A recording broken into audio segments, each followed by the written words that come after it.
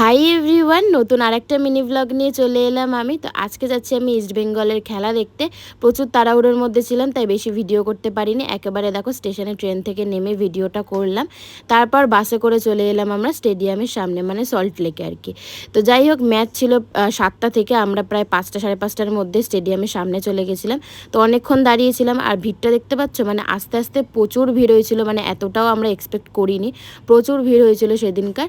তো যাই হোক, টিকিট দেখে আমরা এই যে স্টেডিয়ামের ভেতর চলে এলাম। তখনও তো খেলা স্টার্ট হয়নি, আমরা অনেকক্ষণ বসেছিলাম, মানে অনেক তাড়াতাড়ি চলে এসেছিলাম আমরা। তো যাই হোক, খেলা স্টার্ট হতে না হতেই 6 মিনিট 30 সেকেন্ডের মধ্যেই আর কি ইস্ট বেঙ্গল কিন্তু একটা গোল দিয়ে দিয়েছিল, মানে ফার্স্ট গোল। তো যাই হোক, এটা আমার ফার্স্ট খেলা দেখতে যাওয়া ছিল। তো আমি তো প্রচুর এনজয় করেছি সত্যি কথা বলতে। বাড়ি যাওয়ার সময় প্রচুর বৃষ্টিও হয়েছিল। তো এই যে শিয়ালদা স্টেশন থেকে তারপর ট্রেন ধরে বাড়ি চলে গেছিলাম।